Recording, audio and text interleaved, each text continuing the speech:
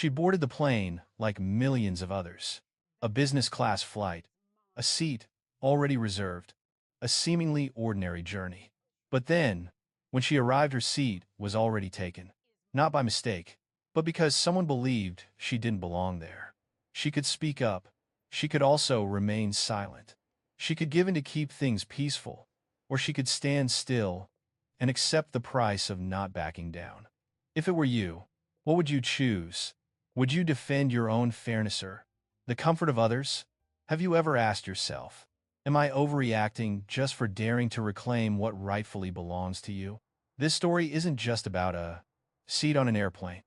It's about boundaries, about those small moments that are enough to change the way we see ourselves.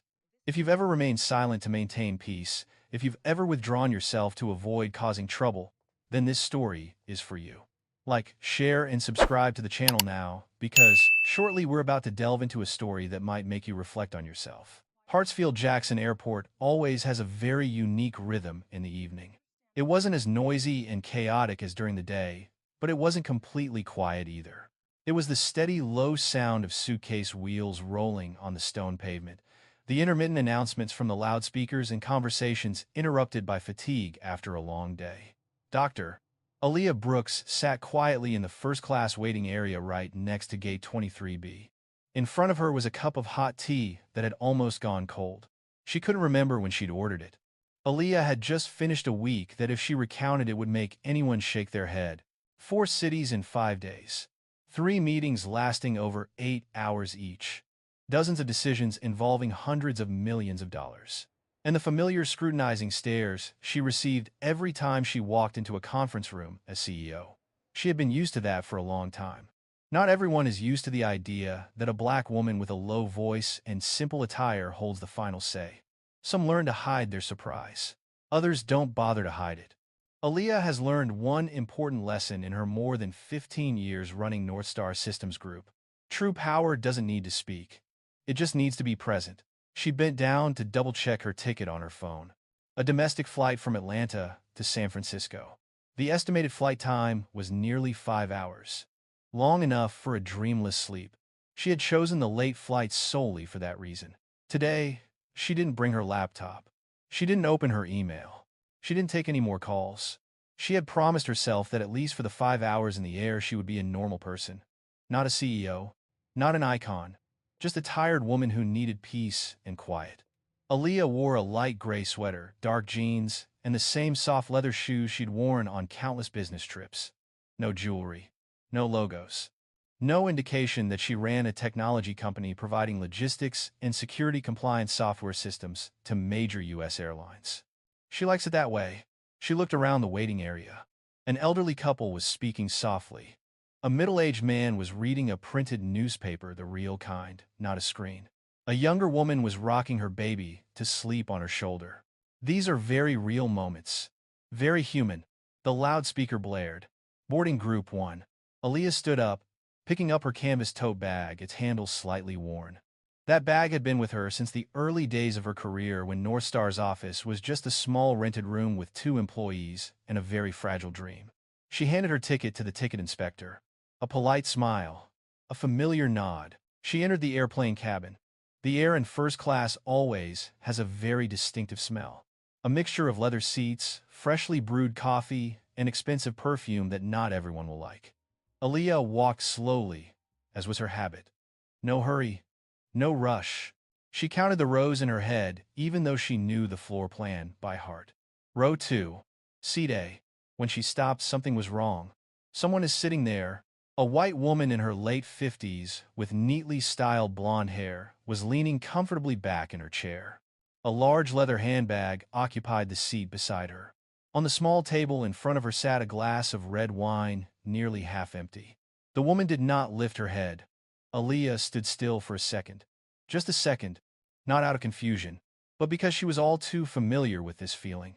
The feeling when something obvious is denied and you have to decide how to react. She took a very light breath. "Excuse me," Aaliyah said, her voice just loud enough to be heard, neither loud nor harsh. "I thought this was my seat."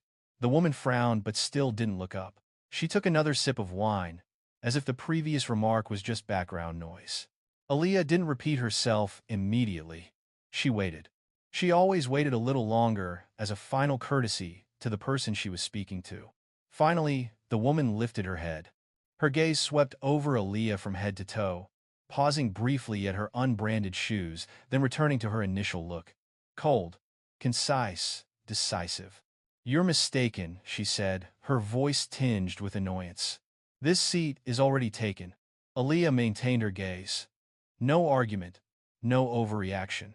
"I'm Aaliyah Brooks," she said. "My ticket is for seat 2A. The woman chuckled softly. Not the kind of laugh one feels happy about. Rather, it was the kind of laugh one gets when they think the person opposite them is saying something naive. "First class is full," she said.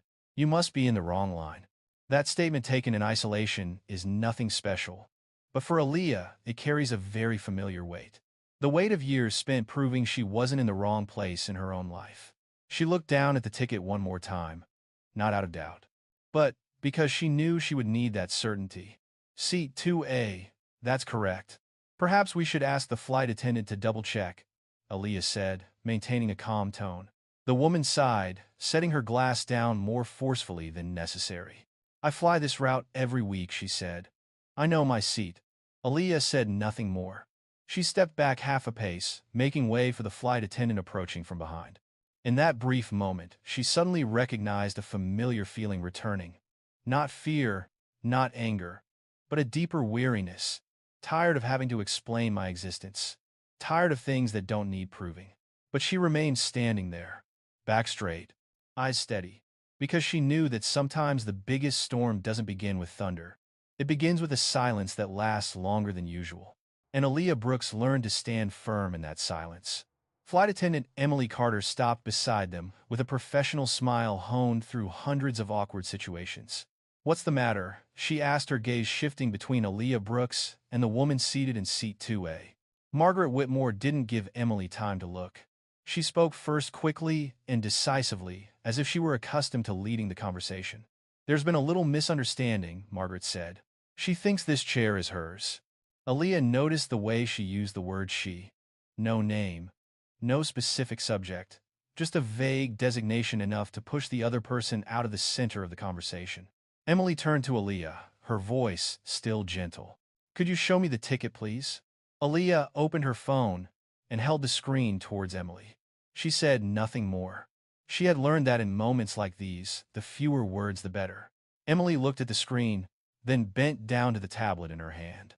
Her eyebrows furrowed slightly. A small detail, but Aaliyah noticed it immediately. "C2A," Emily said slowly. "Your ticket is indeed for C2A." Margaret chuckled softly. A short, dry laugh, devoid of any humor. "That's impossible," she said. "I've been sitting here since I boarded the plane." Emily maintained her smile, but her voice was more cautious. "I understand, ma'am. But the system is wrong." "Sometimes," Margaret interrupted. "I'm a frequent flyer. My husband is a Diamond Medallion. We fly this route all the time." Aaliyah had heard that phrase countless times in her life. Not the words themselves, but the structure.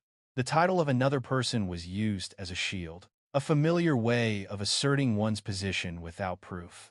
Emily took a deep breath, then turned to look at Aaliyah. "Could you wait a moment?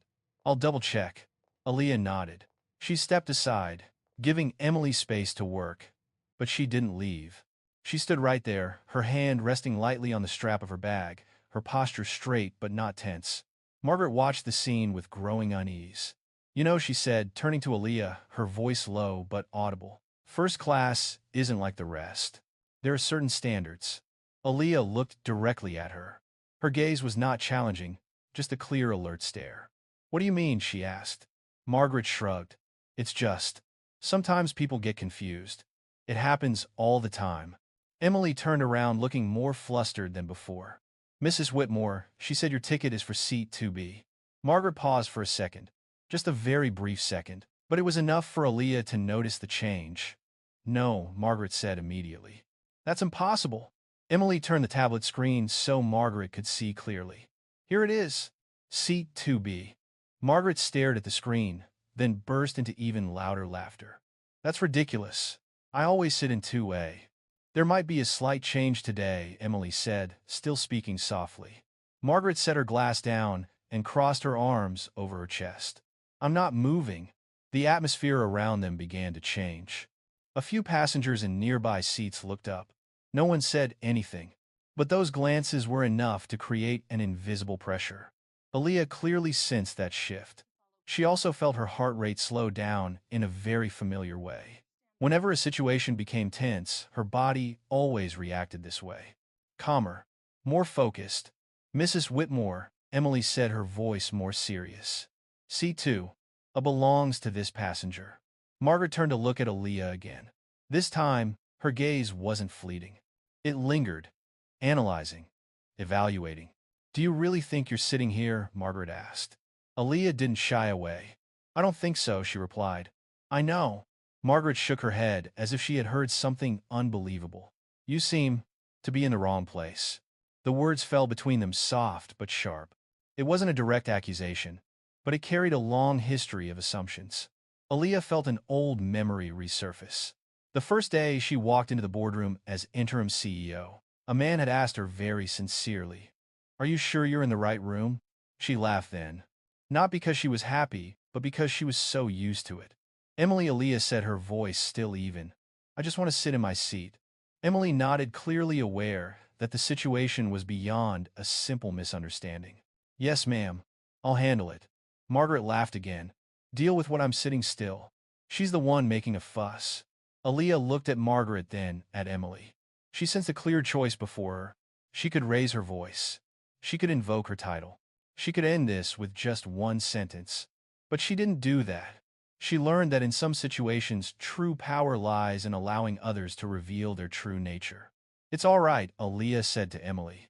We'll just follow the proper procedure. Emily took a deep breath. Yes. She left, probably to call the chief flight attendant. Margaret watched, then turned to Aaliyah, her voice betraying her annoyance. What a waste of time. Aaliyah smiled slightly. I agree. Margaret raised an eyebrow. Then, why don't you just find another seat? Aaliyah didn't answer immediately. She looked around the plane. The other passengers were starting to pay more attention. Some turned away, not wanting to get involved. Others watched with curiosity. She turned to look at Margaret. Because if I leave, she said slowly, then next time someone else will have to leave too. Margaret didn't understand. Or perhaps she didn't want to understand. You're overreacting, Margaret said. Aaliyah nodded slightly. Maybe. But deep down, she knew that this was never just about a chair. It's about who is to be believed, who is to be assumed to be right, who must always prove that they haven't stepped into a place where they don't belong. And this time, Aaliyah Brooks has decided that she will not take another step. The atmosphere in first class changes in just a few short minutes. No one spoke louder. There was no shouting. But the atmosphere had changed. It was like a cold wind sweeping through a closed room, not strong enough to rattle the windows, but enough to make everyone's skin crawl. Margaret Whitmore leaned back further in her chair, her arms crossed over her chest. Her posture was very familiar to Aaliyah Brooks. It was the posture of someone who believed they were in a position where they didn't need to move, didn't need to explain, and certainly didn't need to apologize. Aaliyah stood right next to the row of seats, not leaning on anything.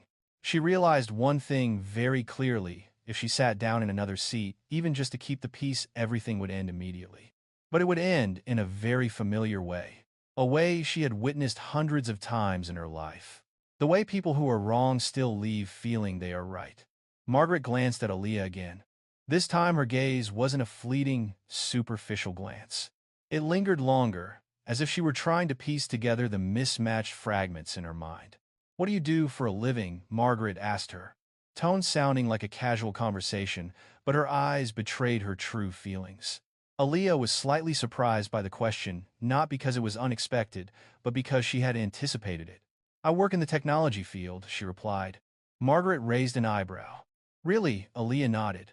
You don't look like it, Margaret said, then shrugged as if she'd just blurted out something completely innocuous. The words fell softly, but Aaliyah felt them touch a very deep spot. Not because they were new, but because they were so old that they were almost worn away from her memory. It doesn't look like it. She had heard that phrase when she walked into glass-enclosed buildings with her employee ID badge hanging around her neck. When she sat in meetings where she was the only one unlike anyone else. When she signed contracts where the person opposite her would unconsciously glance over her shoulder waiting for someone more suitable to appear. How similar, Aaliyah asked, her voice still even. Margaret tilted her head. Like, the people who usually sit here. Aaliyah was silent for a moment. A very brief moment. But in her mind, a series of images flashed by. Faces. Rooms.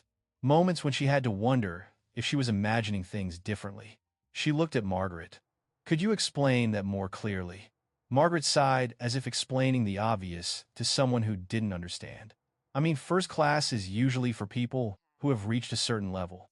Aaliyah nodded slowly. I agree. Margaret gave a wry smile. Well, you understand what I mean then. Aaliyah didn't smile back. She could clearly feel the gazes of the passengers around her. Some began to pretend to look out the window. Some bowed their heads to their phones. Their silence wasn't one of approval, but it wasn't one of disapproval either. And Aaliyah understood that better than anyone. The silence of the majority is often not on the side of justice. It is on the side of convenience. Margaret, Aaliyah said, calling her by her name for the first time. What are you talking about? Margaret was slightly taken aback when her name was mentioned. Perhaps she hadn't expected Aaliyah to know. Or perhaps she wasn't used to being called by name by someone she didn't consider an equal. I'm saying, Margaret said slowly, sometimes airlines have preferential policies. You know, diversity, image. Aaliyah felt a chill run down her spine. Not from fear, but because she knew very well that a boundary had just been crossed. What are you implying? Aaliyah asked. Margaret shrugged. It's just, that's how it is these days. Supporting certain groups. Giving them opportunities they didn't have before. Aaliyah took a deep breath. She could hear her heartbeat. Not faster, not stronger, just clearer. Do you think I'm here because of some kind of preferential program? She asked. Margaret looked directly at her. Without flinching, I think that's possible. A few passengers around them stirred slightly. Someone coughed softly. Another shifted in their seat, but no one spoke. Aaliyah realized in that moment that her choice was no longer just about a chair. It was about whether she would let those words slip through her fingers or hold them back, bringing them to light for everyone to see. She recalled the first time she was invited to speak at a major conference. Someone whispered behind her back, "They need a face like her on stage," not because of her ability, but because of her image. She stood on the stage that day and spoke with all the preparation she had. Not to prove anything, but to simply be in her place. You know, Aaliyah said, her voice still soft but somehow different than before. I've heard words like that my whole life. Margaret chuckled softly. Then, you should be used to it. That statement touched a very deep nerve. Not because it was cruel, but because it was spoken with a terrifying calmness, as if the other person's pain was just a minor detail. Aaliyah was silent. She felt a part of herself wanting to end this immediately. She could say her company name, her title, the numbers, the contracts, but she didn't do it, because if she did, that the conversation would shift.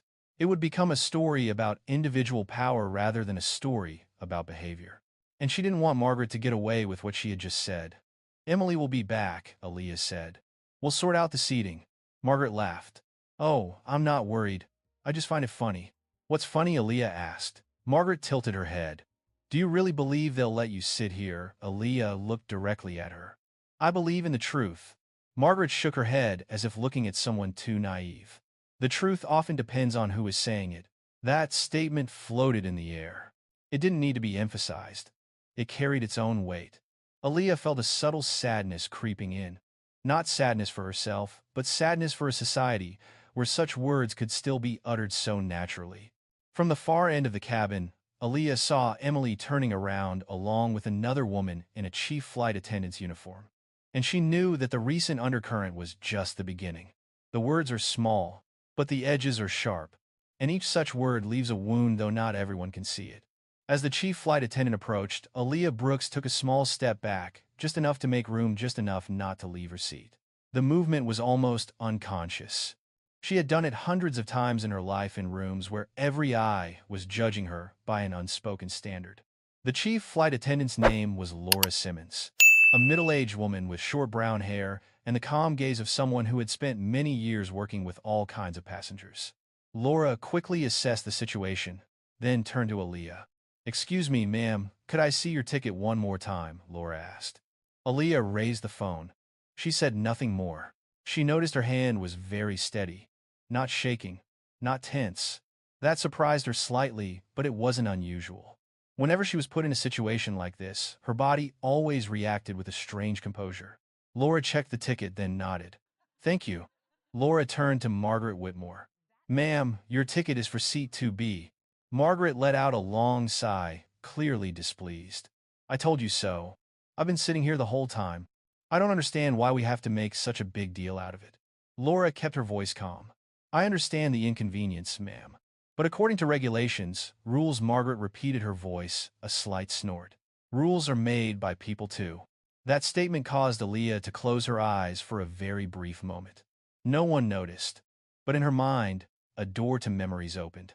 She remembered herself 20 years ago, a younger Aaliyah sitting in the first meeting room of the startup she co-founded. She wrote most of the initial source code. She was the last person to stay. She was the one who understood the system best. Yet when clients arrived, they shook hands with the white co-founder first. They asked him technical questions. Aaliyah sat there listening until someone turned to her and asked, "What area are you in charge of?"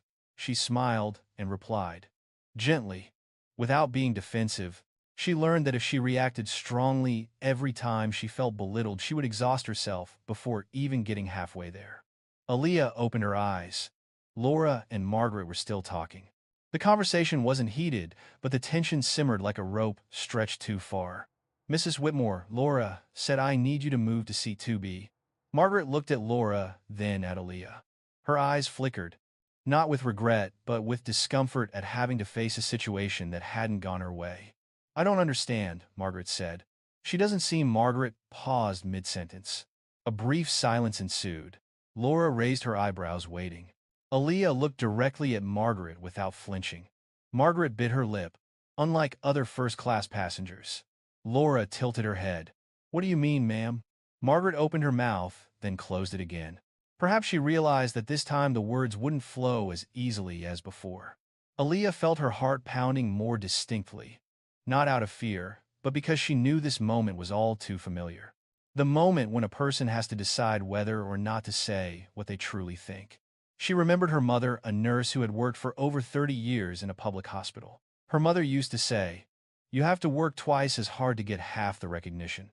Aaliyah carried that saying with her throughout her life. Not as a curse, but as a reality that needed to be understood. Margaret continued, her voice lower. She didn't look like someone who usually flies first class. Laura was silent for a moment. Aaliyah felt the chief flight attendant's gaze sweep over her very quickly, but enough for her to realize Laura was assessing the situation as more than just a seat dispute. "Ma'am," Laura said slowly, "appearance is not a criterion for distinguishing passengers." Margaret chuckled softly, but the laughter didn't reach her eyes. "Actually, it's usually relevant." Aaliyah felt a very familiar pressure on her chest. Not because of Margaret's words, but because of the memories those words stirred up. She remembered the first time she flew first class using her own money. She sat very straight. She didn't dare recline too soon. She didn't dare order a drink right away, as if afraid of doing something wrong. She wondered if she truly belonged there. It took her many years to answer that question. "Laura," Aaliyah said, her voice soft but clear. "I don't want to cause anyone trouble. I just want to sit in my seat." Laura turned to look at Aaliyah. In the chief flight attendant's eyes there was a subtle understanding, not loud sympathy, rather quiet recognition. "I understand," Laura said, "and I'll make sure of that." Margaret sighed clearly, losing her patience. Unbelievable. All because of a chair. Aaliyah heard that and suddenly realized that perhaps the heaviest burden in her life wasn't the direct words, but the fact that everything she had to fight for was labeled just because. Just for a chair. Just for a position. Just for a word. But Aaliyah knew there was no just because about being forced to leave her place. "Margaret," Aaliyah said, her voice calm. "Have you ever wondered why things like this keep happening?" Margaret looked at her surprised. "What happened?" "There are moments when a person has to prove that they belong where they are," Aaliyah said. "Have you ever had to do that?" Margaret didn't answer immediately. Perhaps she had never considered the question, or perhaps she had never had to face it. Laura glanced at her watch. then looked toward the front of the cabin. Mrs. Whitmore, she said, we need to settle this before the plane closes. Margaret frowned. So what do you want me to do? I need you to move to seat 2B, Laura said. Margaret looked at Aaliyah again. This time, her gaze was no longer sharp, but it was still full of defiance. Do you really want to make a big deal out of this? Margaret asked. Aaliyah didn't answer immediately. She felt a growing weariness. Not weariness from arguing, but weariness from conversations like these that seemed to never end. No, she said after a pause. I just want it to be resolved properly. Margaret shook her head and sighed heavily. It's unbelievable. Aaliyah didn't argue. She had learned that sometimes the most unbelievable thing for some people is that they are no longer unconditionally prioritized. Laura took a deep breath. Mrs. Whitmore, she said, her voice now firmer. If you don't cooperate, I'll need to call the captain. The atmosphere seemed to freeze. Aaliyah sensed something very clearly in that moment. What was happening was no longer just about the past or memories. It was moving toward a point of no return. And whether she liked it or not, she knew she was at the center of it. Laura Simmons straightened up slightly. It was just a small adjustment in posture, but Aaliyah Brooks noticed it immediately. It was the moment someone shifted from explaining to executing. Mrs. Whitmore, Laura said, her voice calm but firm. I need your cooperation now. Margaret Whitmore looked at Laura, then at Aaliyah. Her gaze no longer held the mockery it had before, but it was still unyielding. It was the look of someone who had just realized they no longer had complete control of the situation, but still tried to maintain the upper hand. I already told you, Margaret replied. I'm not moving. Laura paused for a moment, allowing time for her words to settle. Then she continued slowly, each word clear and distinct. Ma'am, according to airline regulations, passengers must remain seated in the seat indicated on their ticket throughout the entire flight. Margaret snorted. There are always exceptions to the rules. Laura didn't react immediately. She looked at Margaret, her gaze calm but not soft. Exceptions don't apply in this case. Margaret gave a wry smile. Do you know who I am? The question echoed through the airplane cabin with a very familiar tone. Aaliyah had heard it in many different places. At fundraising events, in boardrooms, at parties where power was measured by the number of people willing to listen. Laura wasn't flustered. I know she's a passenger on this flight, she replied. Margaret paused slightly. Perhaps she had expected a different reaction, a hesitant response. An apology. My husband is a senior consultant for a large construction company, Margaret said, her voice rising slightly. We have a long-standing relationship with this airline. Aaliyah heard that and felt a sense of familiarity, relationship, link, influence. Those words are often used as a substitute for reason. Laura nodded slightly. I respect that, ma'am. But in this airplane cabin, all passengers follow the same rules. Margaret leaned forward. Are you saying that she glanced at Aaliyah, is on equal footing with me? At that moment, the atmosphere in the cabin seemed to thicken.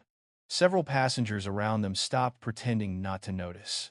A man in the seat in front turned completely around. A woman opposite him subtly frowned. Aaliyah sensed their gaze.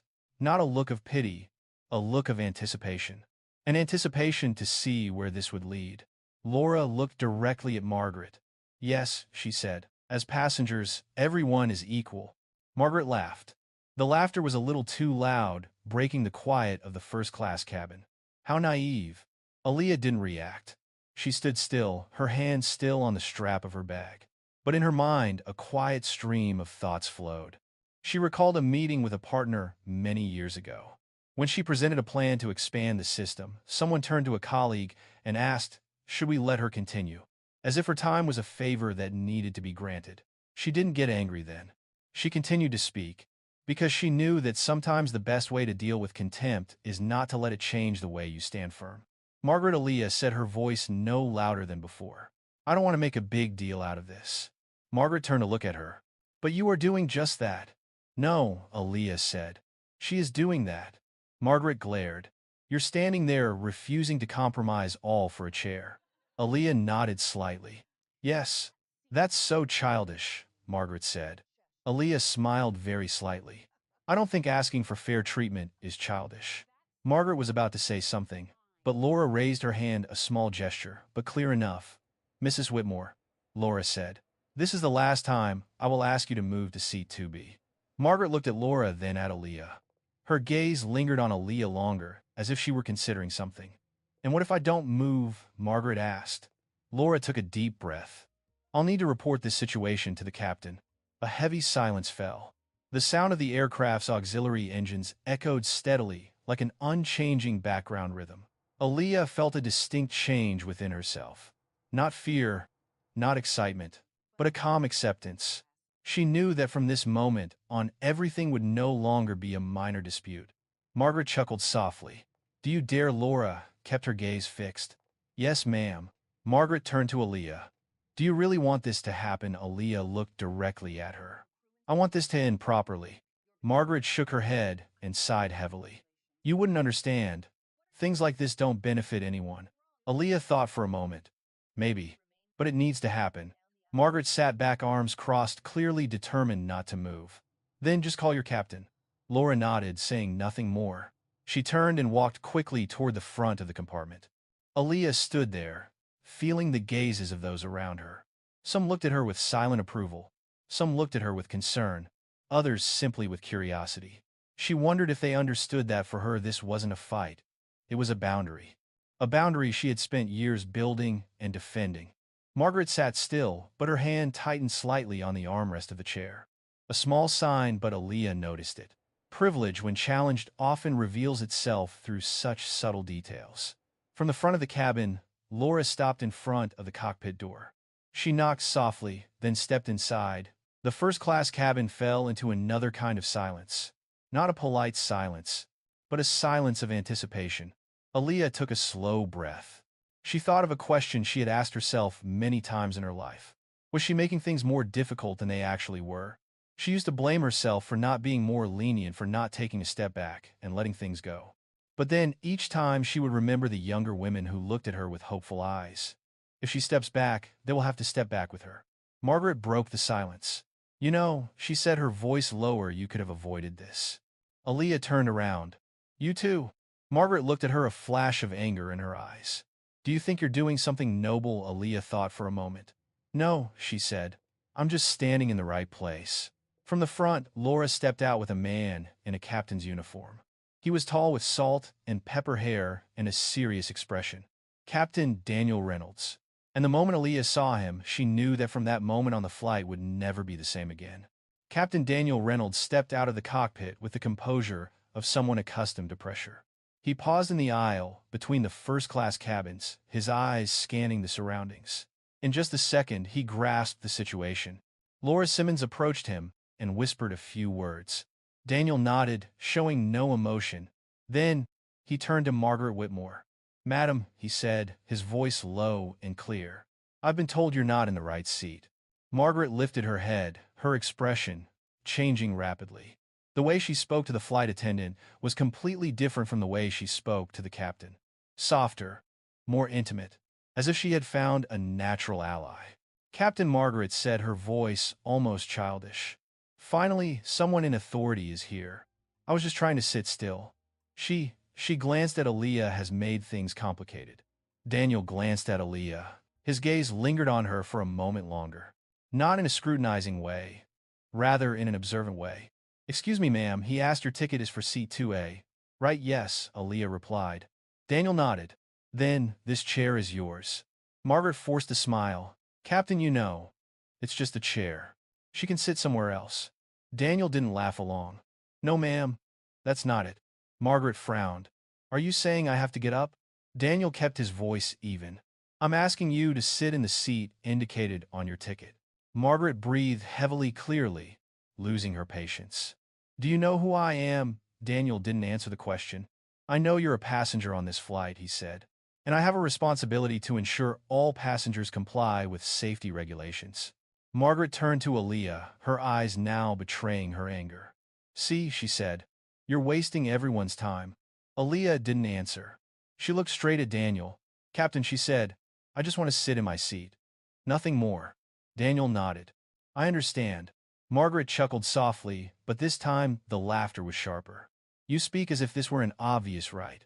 Aaliyah replied calmly, "Because that's just how it is." Margaret shook her head, and then suddenly her voice changed.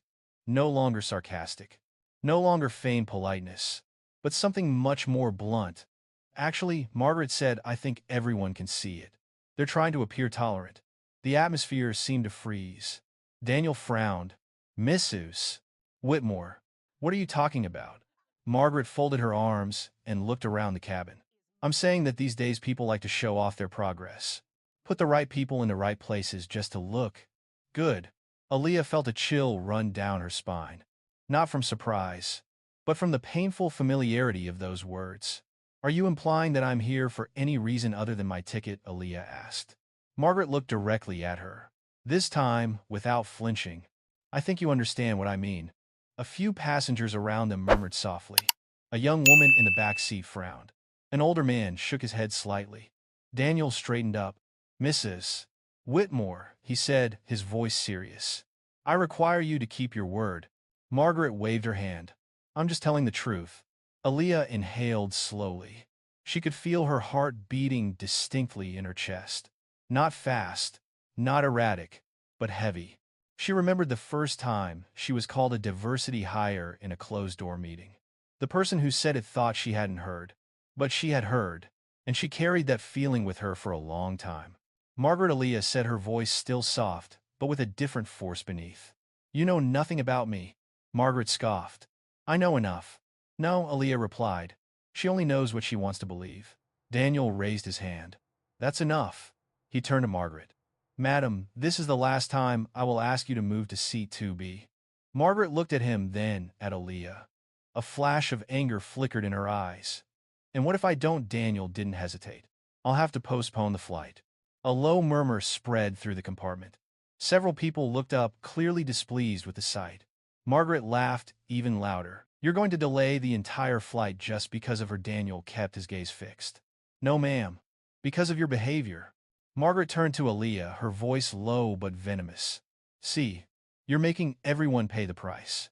Aaliyah felt a wave of emotion wash over her. Not anger, but a deeper sadness. The sadness of knowing that in the eyes of some her very existence was always seen as the cause of trouble. No, Aaliyah said. She is doing it. Margaret sprang up from her chair. The sudden movement, startling several people. The wine glass on the small table tilted, and some of the dark red liquid spilled out, soaking into the light gray carpet. This is unbelievable, Margaret exclaimed. I have to sit behind her. Daniel took a step forward. Ma'am, please lower your voice. Margaret turned to him, her eyes blazing. Do you really think this is okay? Putting someone like her here and expecting everyone to pretend everything is normal. At that moment, the air in the cabin seemed to shatter. No more insinuations. No more ambiguous statements. It was blatant insult. Aaliyah felt a heavy silence fall. She looked around. Some people bowed their heads. Some stared directly at Margaret with undisguised indignation. Daniel stood very straight. Mrs. Whitmore, he said, each word carefully chosen. You have just crossed an unacceptable line. Margaret gasped. I was just saying what everyone else thinks. No, Daniel replied. She's just saying what she thinks. He turned to Laura. We're pausing the takeoff procedure. Laura nodded immediately. Emily, standing behind her, turned pale. Margaret froze. You can't do that. Daniel looked at her. I just did it. A collective sigh echoed through the compartment. But Aaliyah didn't hear it. She only heard her own heartbeat, steady and clear. Margaret turned to Aaliyah, her eyes no longer arrogant. They were a mixture of anger and bewilderment. Are you satisfied now? Aaliyah looked at her, her voice very soft. No, I'm just sad. Margaret chuckled. Sad about what? It's sad that she thinks she has the right to say those things, Aaliyah replied. And it's sad that she doesn't see the problem. Daniel turned away, gesturing to Laura. I'll contact ground control. As he walked toward the cockpit, Aaliyah knew that from this moment on everything had changed, not just for the flight, but for everyone witnessing it. The line has been crossed, and once that boundary is crossed, there's no turning back. As Captain Daniel Reynolds turned his back and walked toward the cockpit, the first-class cabin fell into a very different kind of silence. It wasn't the silence of politeness. It wasn't the silence of weariness. Rather, it was the silence of everyone understanding that something significant had just happened, and no one was sure where it would lead. Aaliyah Brooks remained in the same spot. She didn't sit down. She didn't lean against a chair. She stood there, back, straight shoulders, relaxed as if holding herself back from being swept away by the simmering emotions in the space. Margaret Whitmore was also silent, but it was a different kind of silence. She sat stiffly in her chair, her hands resting on the armrests, her fingers clasped so tightly that her knuckles turned white. Laura Simmons turned around and stood next to Aaliyah. She spoke softly, just loud enough for the two of them to hear. "Are you okay?" Aaliyah nodded. "I'm fine." The answer came quickly, almost instinctively. But deep down things weren't that simple. She felt a very familiar weight pressing down on her chest. Not fear, not anger, but the feeling of always being the one in charge. Always being in control. Always being the one who couldn't possibly be wrong. She had carried that burden for a very long time. From the early days when Northstar Systems Group was still an unknown name, when every small mistake she made was exaggerated, when every decision she made was scrutinized more closely than anyone else's, Aaliyah learned to survive in that world through deliberate silence. Laura glanced at Margaret, then turned back to Aaliyah. "Would you like to switch places?" she asked softly. "Just to get it over with sooner." The question wasn't meant to be coercive. It came from genuine goodwill. Aaliyah realized that. Laura was trying to protect her from a situation that could have escalated. Aaliyah thinks in a longer than usual time frame. This was a moment she had encountered many times in her life. A moment when everyone advised her to be flexible, to give in a little, to let things be. She recalled a meeting many years ago when a partner had said to her very sincerely, "Aaliyah, you don't need to be so tough. We're just trying to help you." She nodded in agreement, and then her project was taken away. Aaliyah looked at Laura, her eyes devoid of reproach. "If I switch places," she asked, "what would happen next time?" Laura remained silent. She understood that the question didn't need an answer. "It's all right," Aaliyah continued. "I want us to follow the proper procedure." Laura took a deep breath, then nodded. "Yes." She stepped aside, leaving Aaliyah standing alone in the aisle. The first-class cabin was now fully focused on them. No one was pretending to look at their phones or magazines anymore. Aaliyah could feel their gazes. Some looked at her with sympathy. Some looked at her with frustration because of the flight delay. Others were simply curious, wanting to know what would happen next. She accepted all those stares. Margaret broke the silence. "See," she said, her voice low but sharp. "Everyone's annoyed because of you." Aaliyah turned to look at her. Not a confrontational gaze, but an observant one. "No," Aaliyah said. "They're being bothered by this situation." Margaret sneered. "You always talk as if you're completely innocent." Aaliyah didn't answer immediately. She felt a part of herself wanting to say so much. Wanting to talk about the years of proving herself. Wanting to talk about the rooms where she was always the only one unlike anyone else. Wanting to talk about the times she was told to be gentler. But she didn't say anything. Because she understood that Margaret wasn't really listening. And she didn't need Margaret to understand her in order to keep going. "Margaret," Aaliyah said after a pause, "have you ever considered that there are people who have to go through situations like this every day?" Margaret shrugged. "Everyone has their difficulties." Aaliyah nodded. "That's right. But not everyone is suspected from the start of not belonging where they are." Margaret remained silent, not because she was trying to convince him, but because she wasn't used to the conversation taking that turn. From the front of the compartment, Emily Carter turned around, her face tense.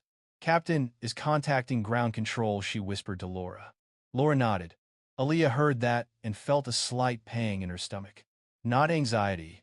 Rather, a clear realization that the situation had gone beyond the personal realm. She wondered very briefly whether she should intervene. Should she tell Captain that she didn't want to make a big deal out of it? Should she end things right now? But then another image flashed through her mind. A young black woman sat in the back row at a technology conference listening to Aaliyah speak. Her eyes lit up as she heard Aaliyah talk about her journey.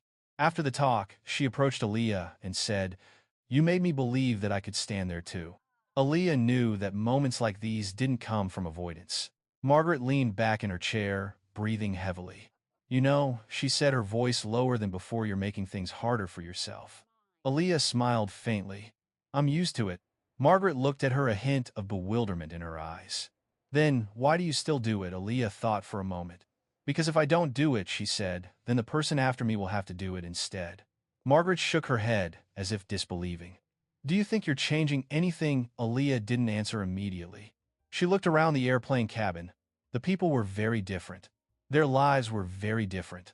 But they were all witnessing the same moment. Maybe not today, Aaliyah said.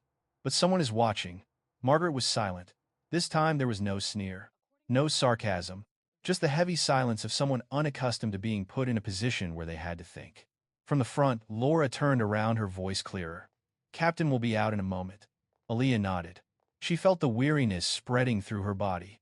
But along with it came a very familiar sense of stability.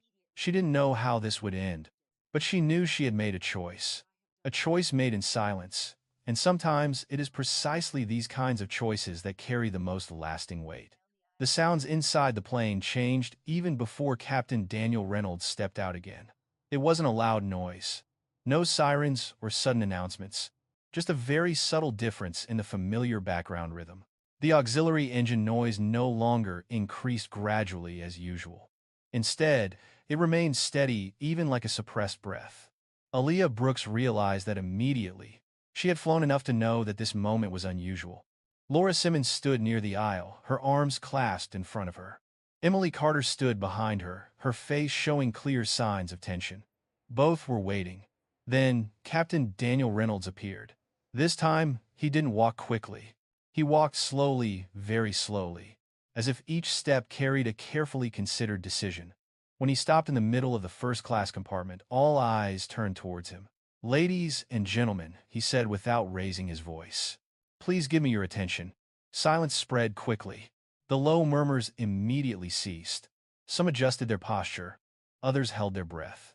Due to an unresolved situation regarding safety compliance, Daniel continued.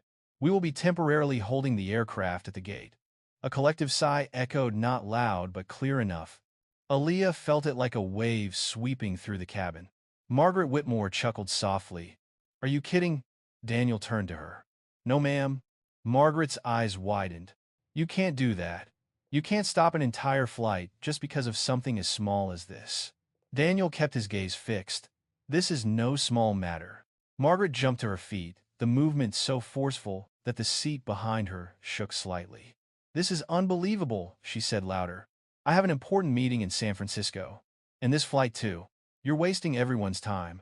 Daniel didn't back down. "Mrs. Whitmore, I have a responsibility to ensure that all passengers comply with regulations, and that hasn't happened yet."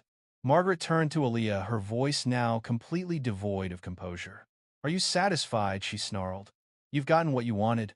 Aaliyah looked at her. She could clearly sense the tension that was building, but at the same time, something else was present within her. A very strange clarity.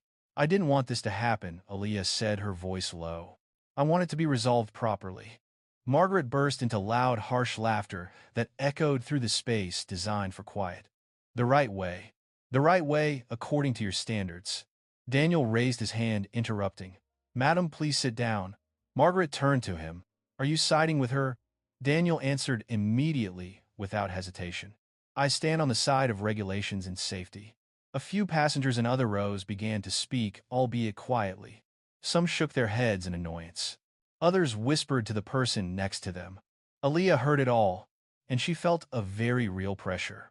The pressure of being at the center of a decision that would affect many other people. She wondered for a very brief moment whether she was placing this burden on them. But then she remembered the times she had suffered the discomfort of others simply because of her existence. And she knew this feeling wasn't new. It was just more apparent now. "Captain," a middle-aged man in the front seat said. "How long will we have to wait?" Daniel turned to him. "I can't give you a specific time frame right now. We're in contact with ground control." Margaret laughed again. "See, you got the whole flight delayed." Aaliyah looked at Margaret, then turned to Daniel. "Captain," she said, her voice low but clear. "If you need any assistance, please let me know." Daniel looked at her, his expression subtly changing. Not surprise, but recognition. "Thank you," he said. "But for now I need Mrs. Whitmore to comply with my request." Margaret crossed her arms and leaned back in her chair. "I'm not going anywhere." Daniel nodded slightly, as if he had anticipated that answer. "In that case," he said, "we would take the necessary steps according to procedure." Margaret frowned. What steps? Daniel didn't answer immediately. He turned to Laura. "Please contact ground control to request assistance." Laura nodded and pulled out her internal phone. Emily stood close beside her, her hands clasped tightly together. The atmosphere in the cabin became tense. Some passengers began to murmur louder. Some shook their heads, clearly displeased. Others looked at Margaret with undisguised resentment. Aaliyah stood there, feeling each breath.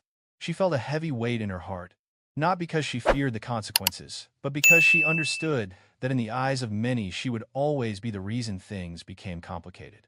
Margaret turned to her, her voice low but venomous. "Do you know what people will think of you?" Aaliyah didn't shy away. "I know. They'll think you're the troublemaker," Margaret said. "That you're ill-mannered." Aaliyah thought for a moment. "They can think anything," she said, "but I know what I'm doing." Margaret shook her head and sighed heavily. "Do you really believe you're right?" Aaliyah nodded. "Yes." At that moment, Margaret fell silent. Not because she was convinced, but because she was unaccustomed to facing someone who was unwavering, who didn't need to raise their voice, who didn't need to prove anything. Laura's voice, low but clear, came through the intercom. "Captain Ground Control has confirmed. They're sending people onto the plane." A wave of commotion spread throughout the cabin. Some sighed. Some shook their heads. Margaret's eyes widened. "Did you call security?" she said, her voice trembling. Daniel looked at her. "We called for support to deal with a passenger who was not complying with the crew's instructions." Margaret turned to Aaliyah, her eyes no longer arrogant. They were a mixture of anger and something very much like bewilderment. "You did this," Margaret said. "You took this too far." Aaliyah looked at her, her voice very soft. "No, Margaret. You did it when you refused to stand up." Margaret opened her mouth to say something, but then fell silent. Her hand trembled slightly on the armrest of the chair. The airplane cabin was enveloped in a heavy silence. No one knew exactly what would happen next, but everyone understood that this was no longer a minor dispute. Aaliyah felt exhaustion spreading through her body. But at the same time, something else arose. A quiet steadfastness. She stood still. She didn't back down, and now the entire plane was standing still with her. The first sound wasn't the footsteps of a security guard, nor was it an announcement from the loudspeaker. It was the very soft click of the cockpit door opening again. Captain Daniel Reynolds stepped out this time, not stopping in the middle of the compartment. He walked straight toward Aaliyah Brooks, then stopped in front of her close enough for those around to clearly see the exchange, but not close enough to make it a performance. "Aaliyah," he said. "Just one word. No title. No explanation." The first-class cabin felt constricted for a very brief moment. Margaret Whitmore was the first to notice the difference. She frowned, her eyes darting quickly between the two women. The way Daniel addressed Aaliyah wasn't like how he addressed a passenger normally. "Not ma'am, not miss," but her first name, with a subtle familiarity. Aaliyah looked up. "Yes, Captain." Daniel lowered his voice, but didn't whisper. "I need to confirm a detail. You are Dr. Aaliyah Brooks, right?" Aaliyah nodded. "That's right." Daniel nodded slightly, as if he had just placed the final piece into a puzzle he had already guessed. "The CEO of Northstar Systems Group." No one spoke up. The atmosphere in the cabin seemed to freeze. A few passengers blinked, as if unsure if they had heard correctly. A man in the seat in front leaned back, trying to get a better look. Margaret chuckled softly, but her laughter sounded discordant. "What do you mean?" Daniel didn't turn to her immediately. He looked at Aaliyah, his voice calm. "I read Northstar's contract update last week." Aaliyah immediately understood what he was talking about. Northstar Systems Group had just completed a logistics and security compliance assessment for several domestic routes. Part of their work was directly related to the operational procedures that Captain Reynolds himself followed every day. "Yes," Aaliyah said. "My team has submitted the report." Daniel nodded. "It's very detailed." Margaret glanced back and forth between the two women. Confusion began to show on her face. "I don't understand," she said. "What does this have to do with seating?" Daniel turned to her. His gaze remained calm, but there was something different about it. No longer the patience reserved for a passenger, but the seriousness of a situation that had crossed a certain line. "Mrs. Whitmore," he said, "I am clarifying the context." Margaret frowned. What context? Daniel's answer was simple. That Mrs. Brooks is more than just a passenger. The first-class cabin was filled with a quiet murmur. Not loud chatter, but rather held breaths and quick exchanges of glances. Aaliyah stood there feeling something very strange. She didn't feel triumphant. She didn't feel satisfied. She only felt tired. Tired because this moment had to come sooner or later, even though she had never wanted it to happen this way. Margaret laughed this time, noticeably awkwardly. So what does that mean? Daniel looked directly at her. That means, he said, that what you just said and what you just did is happening in front of a strategic partner of this airline. Margaret's eyes widened. Are you threatening me? Daniel shook his head. No, I'm describing the facts. Aaliyah sensed the gazes of those around her beginning to shift. It was no longer just curiosity. It was a reassessment. She was used to it. The look that comes when people realize the person they had underestimated isn't who they thought they were. Margaret turned to Aaliyah, her voice slightly hoarse. You didn't say anything. Aaliyah nodded. I don't need it. Margaret shook her head. You let this go this far without telling me who you are, Aaliyah thought for a moment. I don't think I need to prove that to get my seat. The words were spoken softly, but they fell into the airplane cabin like a heavy object. Daniel turned to Laura Simmons. Please continue with the procedure. Laura nodded, her gaze sweeping over Aaliyah with undisguised respect. Margaret slumped into her chair, as if all her strength had drained away. How ridiculous, she muttered. You have all that power, and you're making such a fuss over a chair. Aaliyah looked at her, her voice low and slow. You still don't understand. Margaret looked up. Understand what? This isn't about my power, Aaliyah said. It's about your behavior. Margaret chuckled softly, but this time the laughter was less confident. Do you think you're better than me? Aaliyah shook her head. No, I think I have a responsibility. Margaret was silent. She looked at Aaliyah as if she were seeing her for the first time truly. No longer with a condescending, judgmental gaze, but with the bewildered look of someone who had just realized that the world didn't operate entirely according to their familiar assumptions. Daniel spoke up again. Mrs. Whitmore, he said, you have been asked to move several times and have refused. According to procedure, we will need assistance from airport security. Margaret sat up halfway and then sat back down. It was just a misunderstanding. Daniel kept his voice steady. It's no longer a misunderstanding. The first-class cabin fell silent again. But this time, the silence had a different nuance. It wasn't vaguely tense. It had a purpose. Aaliyah sensed the gaze of a young woman in the back seat. The look wasn't curious. It was more like a silent question. How did she manage to stay so strong? Aaliyah didn't turn around, but something very subtle stirred within her. Margaret lowered her head, her voice barely audible. I don't know. Aaliyah tilted her head. What don't you know? Margaret swallowed hard. I didn't know you were like that. Aaliyah thought for a moment. That doesn't change what she said. Margaret closed her eyes for a moment. When she opened them, her initial arrogance had faded. In its place was an undeniable embarrassment. From the airplane door, a slight movement was observed. 2 airport security officers were standing outside, peering through the slightly open door. Daniel turned away, saying a few brief words to them. Aaliyah stood still, feeling her heartbeat remain steady. She felt neither victorious nor defeated. I just felt one truth was very clear. True power needs no declaration. It just needs to appear at the right time. And when it appears, it makes no noise. Margaret Whitmore sat motionless in seat 2A, as if her body had been glued to the cream-colored leather cushion. Her hands rested on the armrests, but were no longer clenched as before. They were strangely relaxed, like someone who has just realized that resistance has become futile. Aaliyah Brooks was still standing in the aisle right next to that row of seats. The distance between them was less than 2 steps, but it felt like they were in 2 different worlds. Margaret gazed at Aaliyah for a long time. This time, her eyes were no longer sharp or sarcastic. They held a genuine bewilderment, as if she were trying to understand the entire situation from the beginning.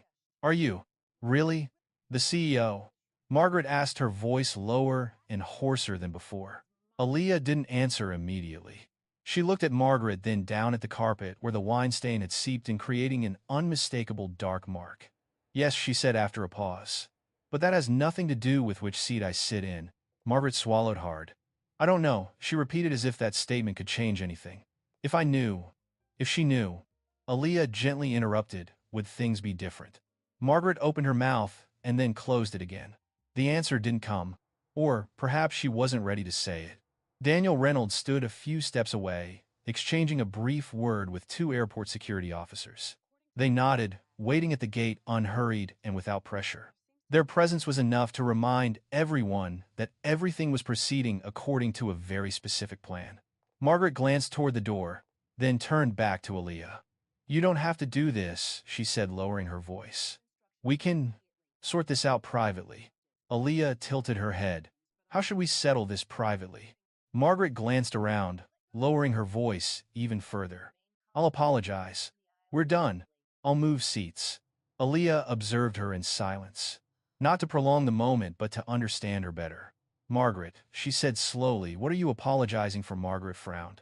"Because of a misunderstanding." Aaliyah nodded slightly. "Just a misunderstanding." Margaret remained silent. Her lips were pressed together, a small detail, but enough to reveal the internal struggle taking place. "I said things I shouldn't have," Margaret said, finally, her voice no longer firm. "But I didn't mean to." Aaliyah didn't let her finish. "Intention doesn't erase impact." Margaret looked up, a faint flicker of annoyance in her eyes. "Are you trying to teach me?"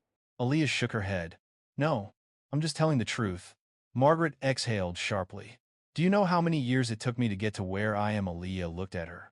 "Do you think I'm all right?" The question was asked softly, but it touched something deeper within Margaret. She fell silent this time longer. "You don't understand," Margaret said, her voice weary. "This world operates according to certain rules." Aaliyah nodded. "I understand perfectly." Margaret looked at her, a mixture of surprise and annoyance on her face. "So why are you still resisting it?" Aaliyah thought for a moment. "I'm not against the rules," she said. "I'm just rejecting unfair privileges." Margaret shook her head, as if she were hearing something completely unfamiliar. "Do you really believe you're right?" Aaliyah replied immediately. "Yes." At that moment, Margaret bowed her head. Her shoulders slumped slightly, almost imperceptibly, unless one looked closely.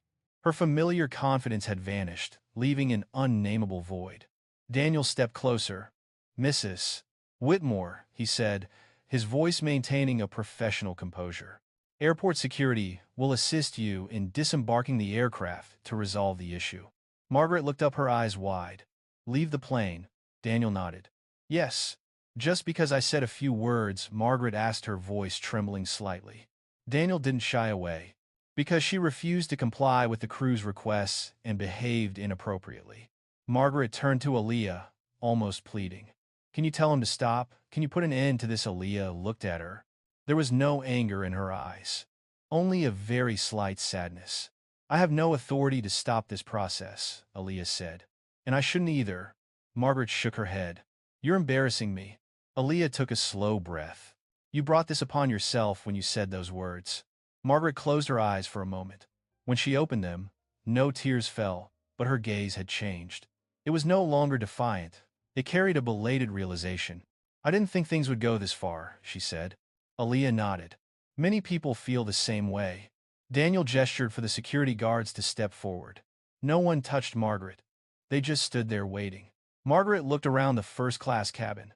The faces that had witnessed everything. No one said anything, but their eyes were enough to make her understand that this moment would not be easily forgotten. She rose very slowly. There was no drama, no loud laughter. Just a woman getting up from the chair she had clung to at all costs. As Margaret stepped out into the hallway, she stopped in front of Aaliyah. "I'm sorry," she said very softly. This time, there were no conditions attached. No excuses. Aaliyah looked at her. She didn't respond immediately. Not because she hesitated, but because she knew this apology wasn't meant for her alone. "Thank you for saying that," Aaliyah said, in conclusion. "But the repair doesn't stop at words." Margaret nodded, her eyes averting. Then she continued walking, following the two security officers off the plane. The door closed behind them, leaving behind a very different kind of silence. Aaliyah stood still for a few seconds. She could feel her heartbeat still steady.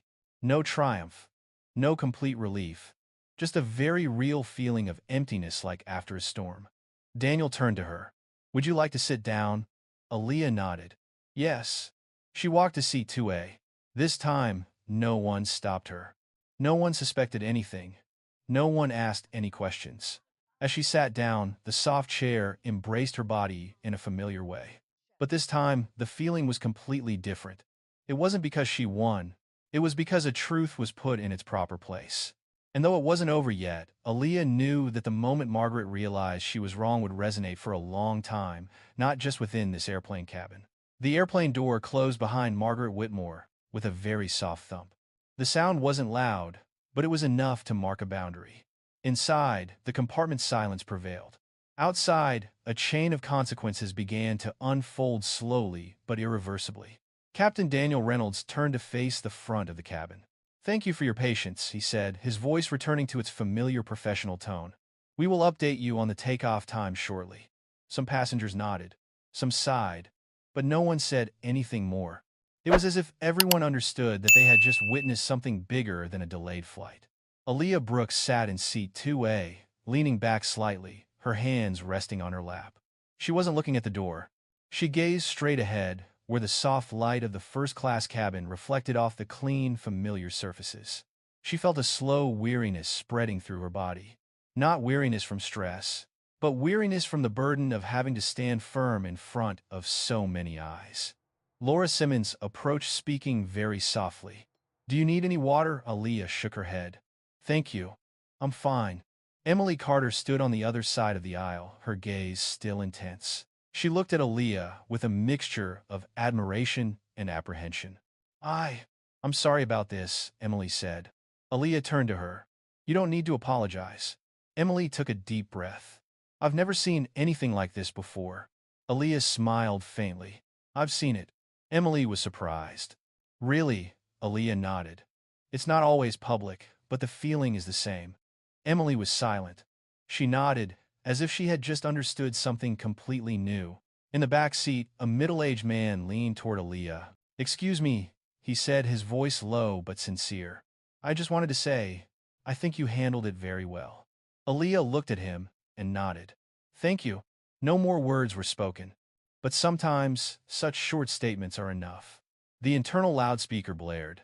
Laura announced that the flight would be delayed for a few more minutes to complete the procedures. No one objected. No one complained loudly. Aaliyah noticed one thing very clearly: the atmosphere in the compartment had changed, not to become more cheerful. Rather, it had become quieter, more contemplative, as if everyone was processing what they had just seen in their own way. Outside the plane, things weren't still either.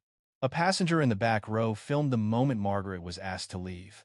Not out of curiosity, but as a familiar reflex of this day and age, when something unusual happens, a phone is raised. The video wasn't long, just a few dozen seconds. There was no clear sound, no commentary, just a woman being escorted out by airport security and an eerily silent first-class cabin. But it was precisely that lack of drama that made it spread so quickly. While Aaliyah sat still in her chair, the outside world began to move along its own orbits. In the airport waiting area, Margaret Whitmore was ushered aside. She sat down, her hands trembling slightly, her phone vibrating incessantly in her pocket. Text messages, missed calls, familiar names. She didn't open it right away. She needed a few minutes to breathe. But the internet doesn't wait. The video was posted on a social media platform with a very simple caption: "Disruptive passenger removed from ATL SFO flight." Within an hour, thousands of views appeared. Comments began to pour in. Some were curious. Some were outraged. Some asked what had happened before. Another account reposted it, adding details: "I heard there were racist remarks." From then on, things accelerated. Aaliyah didn't know this while she was on the plane. She didn't open her phone. She didn't check the news. She just looked out the window, where the airport lights reflected off the glass, creating long streaks of light. She thought of Margaret. Not with anger, but with a sad curiosity. She wondered if Margaret truly understood what had led to things going this far. Or would she simply remember the feeling of being humiliated in front of the crowd? Daniel Reynolds returned to the cabin and announced that the flight would depart in 10 minutes. A slight murmur arose. Some adjusted their seatbelts. Others reopened their books. Aaliyah closed her eyes for a moment. She felt a small sense of peace returning. Not the peace of knowing everything was all right, but the peace of knowing she had done what she believed was right. Outside, the video continues to spread. A local reporter saw it and sent it to a colleague. An editor asked, "Is this a flight from Airline X?" Another person recognized the name Margaret Whitmore when an anonymous account commented, "This woman is the wife of Whitmore Construction." The company name appeared, then disappeared, then reappeared this time in a different post.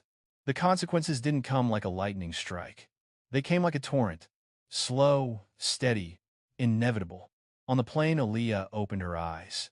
She looked down at the carpet where the wine stain had been wiped away, leaving only a very faint shadow, a trace that would almost go unnoticed. She thought about other traces, traces that wouldn't be so easy to erase. Laura walked past, giving Aaliyah a slight nod.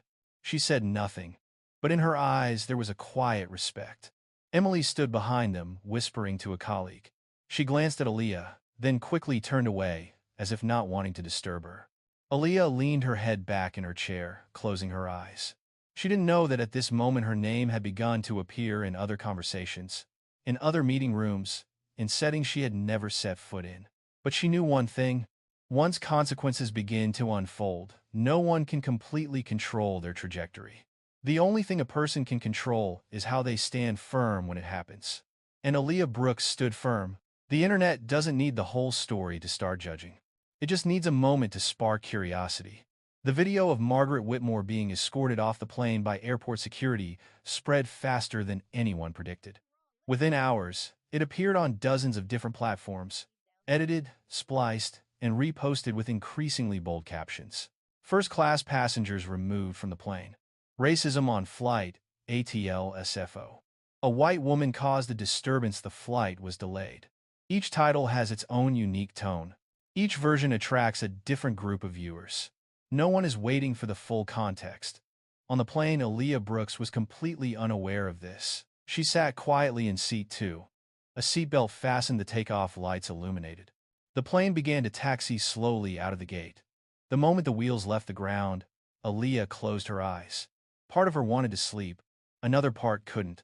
The after effects of what had just happened lingered like a wave that hadn't quite receded. At an altitude of tens of thousands of feet, the internet continues to do its job. A user with a large following reposted the video along with the question, "Does anyone know who the woman who was kicked off the flight is?" It only took less than 10 minutes. A name appeared in the comments section, Margaret Whitmore. Included was a link to the website of Whitmore Construction, the company run by her husband. Another person added, "This company has won many public contracts." From that point on, the story no longer ended in the airplane cabin. It expands to bigger questions about power, about privilege, about who is allowed to behave badly without consequences. In another corner of the internet, another user posed a completely different question. What about the woman whose seat was taken? Who is she? The name Aaliyah Brooks emerged later. It's not because she's unimportant. It's because she's not the type to cause a fuss. One person recognized her face from a technology conference a few years ago. Another remembered a speech she had given on sustainable logistics. Another link appeared leading to the homepage of North Star Systems Group. And then the story takes a different turn. Black woman CEO faced discrimination on flight. Black tech CEO remains silent while being offended. Power doesn't need to speak. Those words were shared thousands of times. But along with the spread, distortion also began. Some people questioned why Aaliyah didn't speak out sooner. Others suggested she abused her hidden power. Some said the matter was exaggerated. Still, others insisted Margaret was simply a victim of destruction culture. The internet is not in agreement. It never agrees. On the plane, Aaliyah opened her eyes when the flight attendant announced that they had reached a stable altitude. She unbuckled her seatbelt and adjusted her position. Laura Simmons walked past, pausing briefly. "Are you okay?" Laura asked. Aaliyah nodded. "Yes." Laura hesitated for a moment, then continued. "Maybe. You'll hear a lot of things after we land." Aaliyah understood. "Just do your work." Laura smiled slightly, then continued walking. Aaliyah took out her phone, but didn't open social media. Instead, she opened the Notes app. She typed a few short lines, not to post, but to keep herself awake. Silence is not weakness, nor is it avoidance. It is a choice. On the ground, Margaret Whitmore did not possess that serenity. Her phone vibrated incessantly. Texts from friends, calls from acquaintances. Some were filled with worry. Others were reproachful. An old friend texted Margaret, "What's going on?" Another wrote, more directly, "What did you say?" Margaret didn't answer immediately. She sat in the airport's private waiting area, staring into space. For the first time in many years, she felt disoriented. She opened social media. Hundreds of comments, some extreme, some malicious, some chillingly cold. Serves her right. Finally, she's been exposed. We've always known what kind of person she is. Margaret turned off the screen. Her hands trembled slightly. Elsewhere, in a quiet San Francisco office, a group of leaders at North Star Systems Group were meeting. Messages from the communications department were displayed on a large screen. Dr. Aaliyah Brooks' name is appearing on social media. The initial reaction has been very positive. Someone asked, "Does she know?" Another person shook their head. "Probably not." They looked at each other. No one seemed excited. No one wanted to turn this into a media campaign. "We're not going to speak," one person said. "At least not yet." At an altitude of over 30,000 feet, Aaliyah leaned her head against the seat looking out the window. Outside was a dark sky dotted with distant city lights. She thought about something very simple. That a personal moment can become public news in just a few hours. And that no one has complete control over how that story is told. She remembered her mother's words. "You can't control how other people look at you. You can only control how you stand in front of them." The internet continues its work. Longer articles appear. Analyses, debates, short but incisive tweets. Some people view Aaliyah as an icon. Others oppose her idolization. Aaliyah didn't read them. She closed her eyes, letting the steady hum of the engine lull her into a state of suspension. Not asleep. Not fully awake either. In the passenger compartment, a young woman looked towards Aaliyah, then back at her phone where the video was still playing. She wasn't filming. She wasn't posting anything further. She only remembered that image. A woman stood still. No shouting, no flaunting of power, no backing down. The internet will continue to talk about it. Tomorrow, a different story will emerge. But this moment, for those who witnessed it firsthand, will not easily fade away like a news headline. And Aaliyah Brooks knew that the biggest wave was yet to come. Margaret Whitmore never imagined that a single evening at the airport could shake the life she had built over decades. She sat in the car, the window rolled up, the yellow light of the parking lot, illuminating her face pale with exhaustion. Her phone rested on her lap, its screen flashing on and off repeatedly like an erratic heartbeat. Finally, she picked up the phone. Margaret, her husband's voice immediately rang out without a greeting. "What's going on?" She closed her eyes for a second. It was just a misunderstanding on the flight. A misunderstanding. His voice lowered. "Your name is everywhere." Margaret opened her eyes. "Who told you that?" "The whole company is talking," he replied. "A partner just called you. They asked if you knew anything about this incident." Margaret swallowed hard. "I didn't think things would go this far." "But it's gone too far," he said. "And you need to tell me exactly what you said." Margaret was silent. In her mind, the words spoken on the plane echoed piece by piece. Back then, they sounded normal. Now, they carried a completely different weight. "I was just saying what I thought," she replied, her voice weakening. "Margaret," her husband said, "that's the problem." The call ended without promises, without reassurance, just a long silence. Upon arriving home, Margaret stepped into the spacious living room, where everything was meticulously arranged. Expensive paintings, souvenirs from luxurious trips. Everything was familiar. But for the first time, she felt out of place in her own space. She opened her laptop. News has started appearing in a more mainstream way. It's no longer just disjointed videos. There are articles. There are headlines. There are quotes from insider sources. Passengers were asked to leave the flight after inappropriate behavior. The incident on the flight has sparked debate about privilege and discrimination. Margaret Whitmore's name doesn't appear in the title, but it's present in the content, clear enough for anyone who knew her to recognize it. Margaret closed the machine. Her hands trembled slightly. The next morning, the phone rang earlier than usual. This time, it was from the Whitmore construction office. "Margaret," the executive assistant's voice rang out cautiously. "Mr. Whitmore has requested that you not appear at tonight's event." Margaret froze. "What event?" "The city's fundraising event," the assistant replied. "We think this isn't the right time." Margaret chuckled softly. "I always go with my husband." "Yes," the assistant said. "But this time, it's different." The call ended, leaving behind an emptiness difficult to name. Margaret looked around the room, realizing her schedule, parties, meetings, social events, was beginning to disappear one by one. No one said outright that she was no longer welcome. They just said it wasn't the right time yet. Around noon, another email arrived. This time, it was from a board of directors where Margaret used to sit as a regular guest. We are reviewing the guest list for upcoming events. Concise, polite, decisive. Margaret read that email 3 times. Each time she felt as if she had lost another familiar part of her life. In her mind, the image of Aaliyah Brooks appeared. The woman standing still in the airplane cabin, not raising her voice, not flaunting her power, not belittling anyone. Margaret recalled the quote, "Correction doesn't stop at words." At the time, she didn't understand. Now, she's beginning to understand in a very different way. That afternoon, her husband came home early. He didn't say much. He put his briefcase down and sat opposite Margaret at the dining table. "I need you to understand one thing," he said. "The company's contracts aren't based solely on competence. They're based on reputation." Margaret looked at him.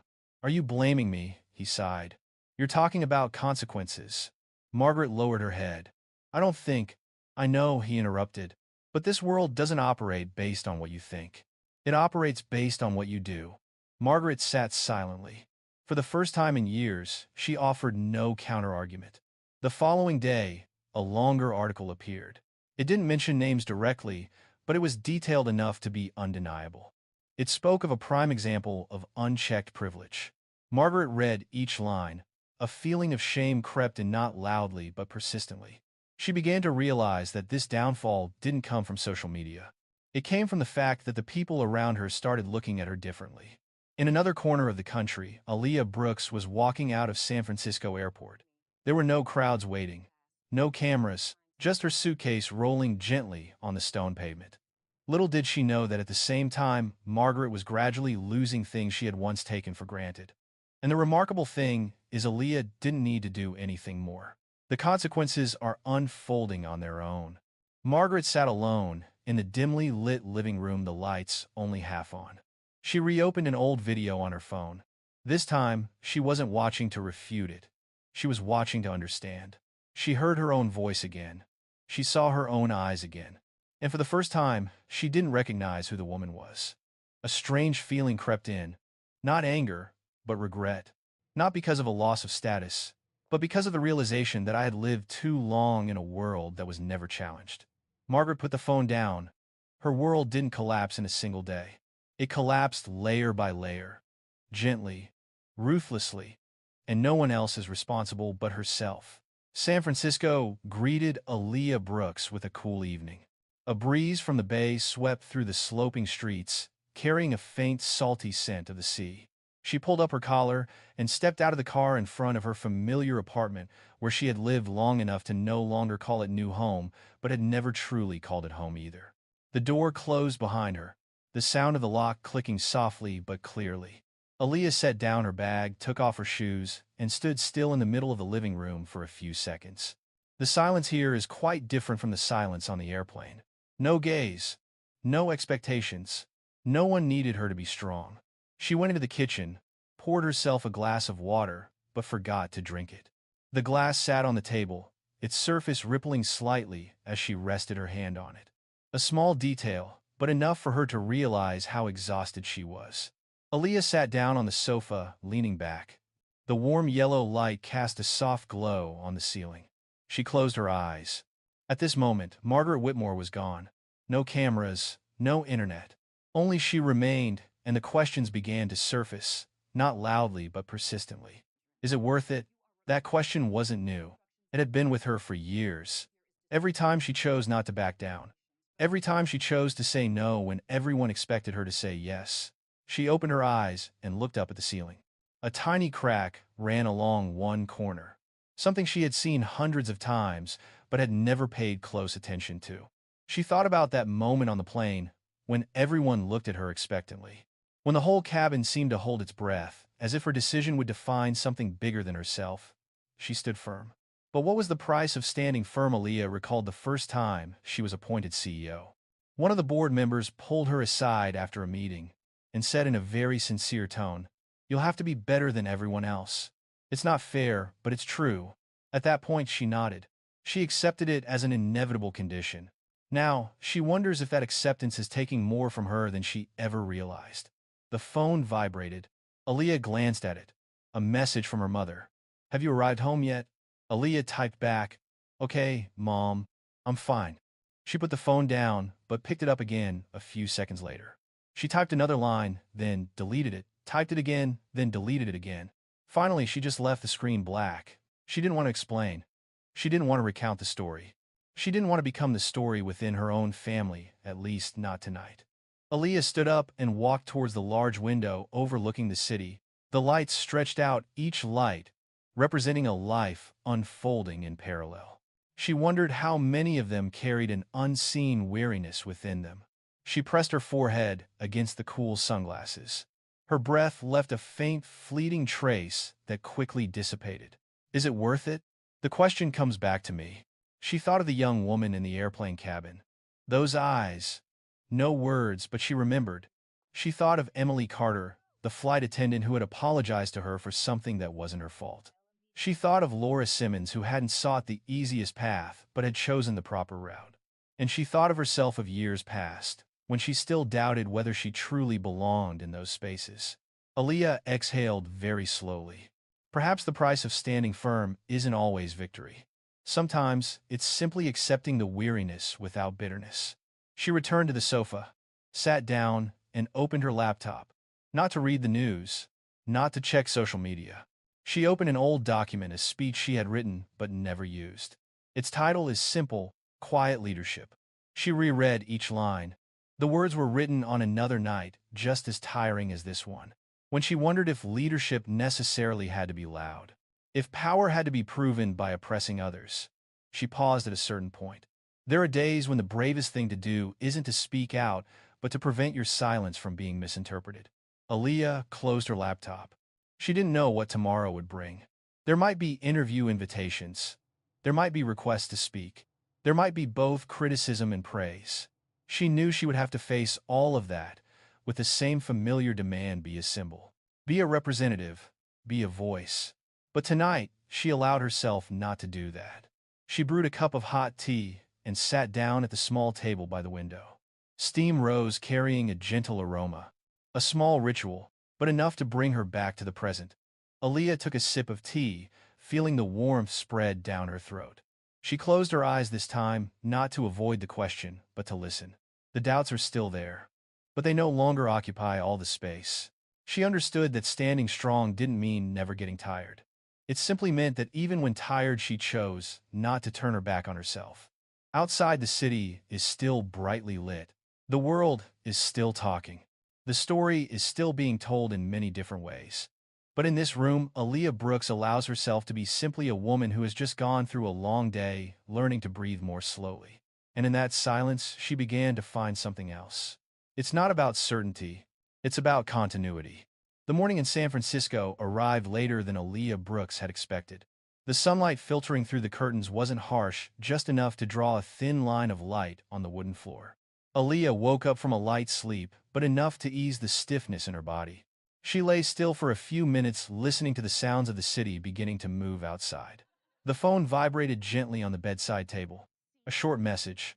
Are you free to chat? Marcus Hill. Her longtime mentor, former CEO, who once held positions Aaliyah now holds. One of the very few people who doesn't see her as an icon, but as a person burdened with too many expectations. Aaliyah replied immediately. Yes. Call me when you're free. The call came in just a few minutes later. Aaliyah Marcus's voice rang out deep and familiar. I didn't call to ask about what happened on the plane. Aaliyah smiled softly. I guess so. I called to ask about you, Marcus said. How are you? The question was so simple that it made Aaliyah pause for a moment. It wasn't about how things were, or whether she was okay in a polite social way. It was about how she was. Aaliyah walked to the window and looked down at the street below. I'm tired, she said. Not because of that, but because of everything around it. Marcus remained silent, letting her continue. I know I did the right thing, Aaliyah said. But I still wonder, do I always have to stand so straight? Marcus took a slow breath. I'm asking about responsibility. Yes, Aaliyah replied. And about the price. Marcus chuckled softly. I asked that question every day for 10 years. Aaliyah closed her eyes. And have you found the answer? Yet Marcus didn't answer immediately. I found a different perspective. What is that? That responsibility doesn't mean you have to carry everything alone, Marcus said. And strength isn't always about enduring in silence. Aaliyah leaned her forehead against the doorframe. But if I don't do it, who will? Marcus pause for a moment? That's a question that exhausts a lot of people like me. Aaliyah didn't deny it. She was used to being the first and sometimes the only in many spaces. She was used to the fact that if she stepped back, no one else would step forward. Do you remember the first time you told me you didn't want to be an agent? Marcus asked. Aaliyah smiled. I said I just want to do my job well. And you did well, Marcus said. But this world doesn't just look at the work. It looks at the symbol. Aaliyah sighed. I don't want to become an icon. I know, Marcus said. But sometimes, a symbol isn't something you choose. It's something you're assigned. Aaliyah was silent. She thought about the moment on the plane. She hadn't said who she was. Not out of humility, but because she didn't want her power to become a condition for being treated kindly. What do you think I should do now? Aaliyah asked. Marcus thought for a moment. I think you should choose. What would you choose? Choose how you want to continue this story, Marcus said. Not the internet. Not the media. You. Aaliyah returned to the sofa and sat down. I don't want to speak up to prove I'm right. Then, don't, Marcus replied. But don't stay silent just because you think you have to. Aaliyah frowned. What do you mean? Your silence on the plane was the right choice, Marcus said. But silence afterward, if it makes you feel like you're disappearing, then it's no longer a strength. Aaliyah let those words die down. She realized she had become accustomed to silence as a strategy, a defense mechanism. But she had never asked herself when that defense mechanism would become a wall. I'm scared, Aaliyah said very softly. Scared that if I speak out, people will only hear what they want to hear. Marcus chuckled softly. They always do that. But that doesn't mean your voice is worthless. Aaliyah looked down at her hands. I don't want to turn this into a moral lesson. Then, don't teach, Marcus said. Just tell. Aaliyah looked up. Tell me what? Tell me about your experience, Marcus replied. It doesn't have to be grand. It doesn't have to be perfect. Just be real. A long silence fell between them. Not uncomfortable, not rushed. Quiet. Leadership speech she had reread last night. She thought about the words she had written without knowing when she would use them. Perhaps Aaliyah said slowly, you don't have to answer all of them. But you can open one door. Marcus smiled, though Aaliyah couldn't see it. That's how things started to change. Aaliyah felt a small sense of relief spread through her chest. Not because everything was clear now, but because she no longer felt trapped between two extreme choices, complete silence or a loud outcry. Thank you, she said, for not telling me I had to be stronger. Marcus chuckled softly. You're strong enough already. I'm just reminding you that you're allowed to be tired too. The call has ended. Aaliyah sat still for a moment, allowing the silence to return to the room. But this time, it wasn't heavy. It carried a direction. She opened her laptop. Not to read the news. Not to respond to public opinion. She opened a blank page. No title. No pre-made frame. Just a blinking cursor. Aaliyah placed her hands on the keyboard, then paused. She inhaled, exhaled. Then, she began typing. Not to explain. Not to make excuses. But to record a very human experience. Outside, the city continues to move. The world remains noisy. But in that small room, Aaliyah Brooks is redefining how she is present, not as a symbol, but as herself. And it was a quiet but profound change. The cursor on the screen blinks steadily. Aaliyah Brooks looked at it for a few seconds, then placed her hands on the keyboard. She wasn't in a hurry. Not because she lacked things to say, but because she knew that the way she said it was far more important than the number of words. She typed the first few lines, then stopped. Deleted. Typed again. This time more slowly. There was no headline. No press release style opening. No apology and no accusation. It's just a simple sentence. I thought a lot before writing these lines. Aaliyah paused, took a deep breath, then continued. She didn't recount the entire incident on the plane. She didn't mention Margaret Whitmore's name. She didn't describe in detail the words spoken or the glances exchanged. She understood that the internet had done that for her in its own way. Instead, she writes about feelings. There are moments in life when you realize that what you're defending isn't a chair, a position, or a title. It's a boundary. She repeated the sentence. She nodded very slightly. She continued.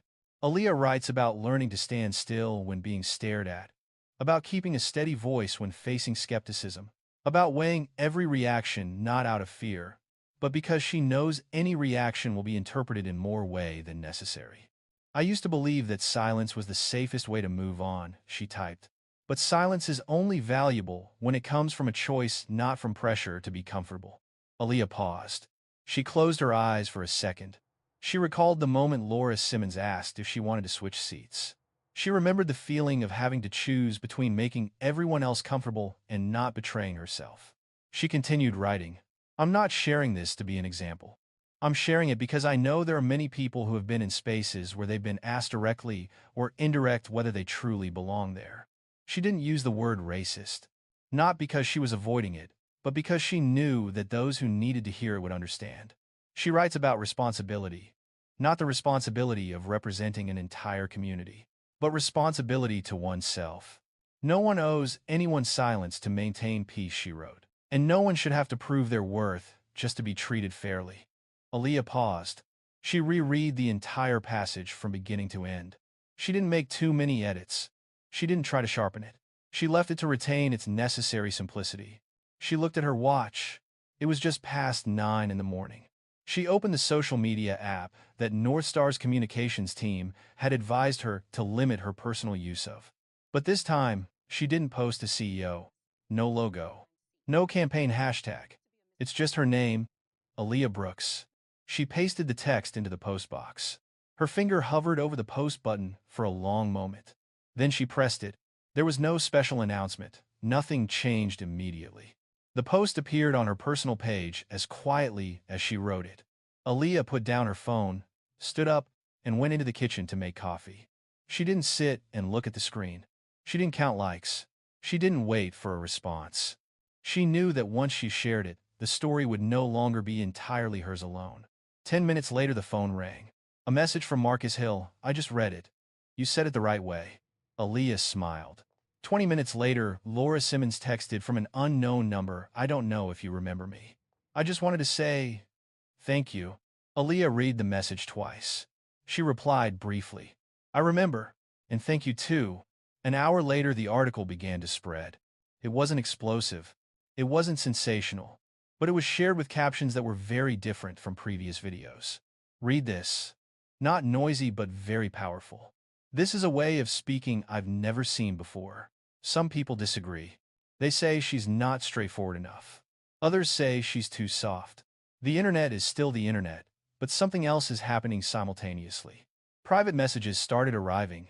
One woman said she once passed up an opportunity because she didn't want to be seen as annoying.